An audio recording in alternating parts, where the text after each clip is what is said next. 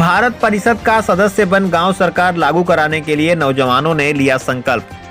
बता दें कि आजमगढ़ जिले के सगड़ी तहसील के सुखमदत्त नगर गांव में अन्याय, शोषण व भ्रष्टाचार विरोधी संगठन भारत परिषद द्वारा गांव सरकार कार्यक्रम का आयोजन किया गया, जिसमें जिला, मंडल व पूर्वांचल के नौजवानों ने बढ़ चढ़कर हिस्सा लिया।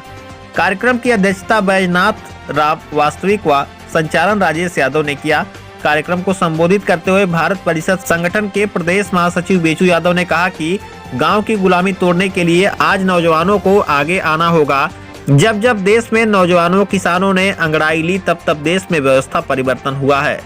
संविधान के अनुच्छेद 243(6) में गांव सरकार को 29 विभाग दिया गया है, लेकिन देश की आज़ादी के 75वीं साल के बाद भी मात्र केंद्र व प्रदेश की सरकार चल रही है और हम गांव वालों के लिए संविधान ने जो गांव सरकार की व्यवस्था दी है उसको अपने कब्जे में लेकर गांव को गुलाम बनाई हुई है, जिसमें सबसे बड़ी बाधा पंचायती राज एक्ट की धारा 15 बनी हुई है। धारा 15 में व्यवस्था दी गई है कि जिस प्रकार से जैसे चाहे राज्य सरकार निर्देश करेगी, वैसे ही ग्राम पंचायतों को मानना होगा। यही सबसे बड़ी गुलामी हम गाँव वालों को राज्य सरकार 75 साल से झेलते आ रहे हैं। बेचू यादव ने नौजवानों का आह्वान करते हुए कहा कि नौजवानों, जागो और अपने हक की लड़ाई लड़ो।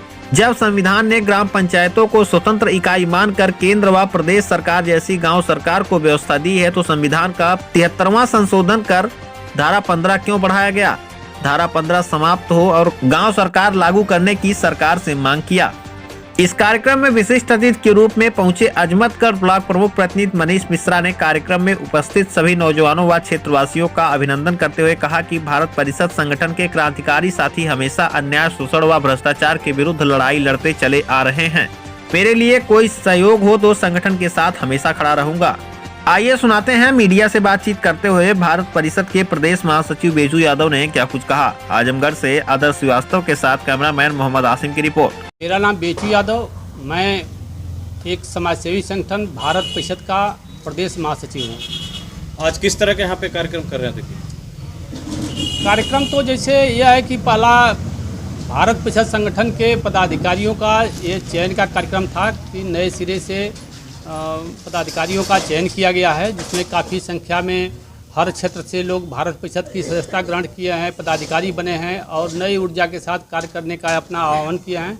मैं सभी साथियों का, भारत परिषद के जो आज पदाधिकारी जो बने हैं, मैं उनका स्वागत, अभिनंदन, वंदन करता हूँ। अच्छा, तो भारत परिषद के आपका उद्देश्य क्या है? भारत परिषद एक भ्रष्टाचार, अन्याय के खिलाफ लड़ाई लड़ने वाला संगठन है, जो हर गरीब, शोषित, पीड़ित व्यक्ति के साथ 2 कदम चल करके उसको न्याय दिलाने का काम करता है। और हम लोग वही संघर्ष में आज 20 साल से इस संगठन को अपने आजमगढ़ जनपद में, मंडल में और पूर्वांचल में इसको बढ़ाने का काम हम लोग अलग जगह काम कर रहे हैं। जैसा कि सुना जा रहा था आपके संगठन से गांव सरकार की मांग की जा रही थी, तो गांव सरकार और ये हमारे जो प्रदेश की सरकार, इसमें क्या मतलब अंतर है? देखिए, जैसे व्यवस्था जो दी गई संविधान में, जब देश आज़ादी के बाद जो संविधान व्यवस्था दी गई उसमें दिया गया कि केंद्र की सरकार, प्रदेश की सरकार और गांव की सरकार। लेकिन केंद्र की सरकार लागू हो गई, प्रदेश की सरकार लागू हो गई, लेकिन गांव की सरकार जो है अब तक लागू नहीं हो पाई। और गांव की सरकार के लिए कोई भी पार्टी या कोई भी नेता हमारा जो है आज तक कोई आवाज़ नहीं उठाया। इसलिए हम लोग भारत परिषद संगठन के माध्यम से गांव सरकार की जो संवैधानिक व्यवस्था जनता की है, गांव के लोगों का अधिकार जो मिलने की आज़ादी उसमें है, मैं उस चीज़ को यह भारत परिषद संगठन उठा रहा है। गांव सरकार का मुद्दा को लेकर के गांव-गांव जा रहा है, लोगों को जागृत कर रहा है और एक जनचेतना फैला रहा है कि गांव सरकार के बारे में सभी लोग इकट्ठा हुई, गांव सरकार को लागू करिए।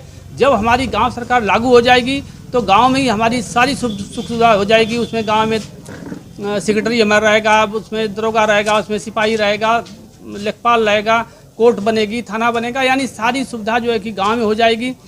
हम लोगों को नेताओं का गुलाम बन करके नहीं रहना पड़ेगा, हम लोगों को पार्टियों का गुलाम बन के नहीं रहना पड़ेगा, बल्कि नेता लोग गांव की तरफ आना लोग चालू कर देंगे। आज कोई भी नेता चुनाव जीतने के बाद 5 साल तक गांव की तरफ ताकता नहीं है। क्यों नहीं ताकता है? कि हमारी गांव की सरकार नहीं है। वो अपनी सरकार में हम लोगों को चंगुल में फंसा करके अपना लूटपाट का धंधा लोग करते हैं, इसलिए गांव की तरफ कभी ध्यान नहीं देते हैं। गांव सरकार लागू हो जाएगी तो जान लीजिए कि गांव की जनता आज़ाद हो जाएगी और हम लोग नेता के पीछे नहीं भागेंगे, बल्कि नेता हमारे पीछे, गांव के पीछे भागेगा। अपने संगठन के माध्यम से यहाँ के आम जनता को क्या संदेश देना चाहिए? अब जनता को यही संदेश देना चाहते हैं कि आप सभी लोग, जो हम लोगों का आंदोलन चल रहा है गांव सरकार का, आप सभी लोग गांव सरकार की मांग करिए। गांव सरकार के लिए जो भी नेता है आपसे वोट मांगने के लिए आता है उससे आप बात करिए कि भाई हमारी बात को, गांव सरकार की बात को आप विधानसभा में उठाओगे, लोकसभा में उठाओगे। अगर विधानसभा या लोकसभा में उठाते हो तो हम आपको वोट करेंगे, अगर नहीं उठाते हो तो हम जाति और धर्म और पार्टी का बधुआ मजदूर बन करके तुमको जिताने के लिए हम बाध्य नहीं होंगे।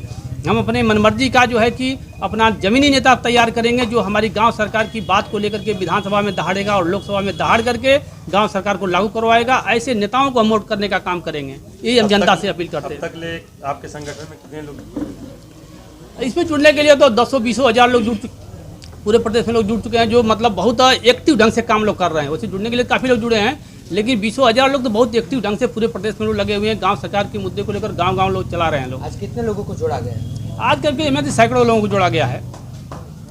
सर, जो कि आप जो है कि बार बार जो कि धारा 15 को तो जो कि हटाने की मांग करते हैं, तो क्या है ये? देखिए जब संविधान का 73वां संशोधन हुआ सन 92 में जो है, तो उस समय जो पंचायती राज एक्ट जो लागू हुआ, तो पंचायती राज एक्ट में सभी पार्टियों के लोग मिल करके एक राय होकर के जनता को गुमराह करने के लिए, जनता को गुलाम बनाने के लिए एक धारा 15 उसमें बढ़ा दिए। धारा 15 में यह व्यवस्था दी गई कि जो राज्य की सरकार जैसा निर्देश देगी वैसे ग्राम पंचायतों को मानना होगा, वैसे ग्राम पंचायतों को, ग्राम प्रधानों को कार्य करना होगा। आपको आज़ादी नहीं है, डायरेक्शन हमको कौन दे रहा है? हमको डायरेक्शन उत्तर प्रदेश सरकार दे रही है। हम अपने मर्जी से गांव का विकास नहीं कर पा रहे हैं, अपने मर्जी से किसी को कोई काम नहीं कर पा रहे हैं। हमको गुलाम बना करके यह प्रदेश की सरकार धारा 15 के प्रभाव से रोकी हुई है। उसी धारा 15 का हम लोग जगह जगह पुतला फूंक रहे हैं और नेताओं से, पार्टियों से मांग कर रहे हैं कि धारा 15 को समाप्त करो और संविधान में जो गांव सरकार की व्यवस्था दी गई है उसको आप लागू करो।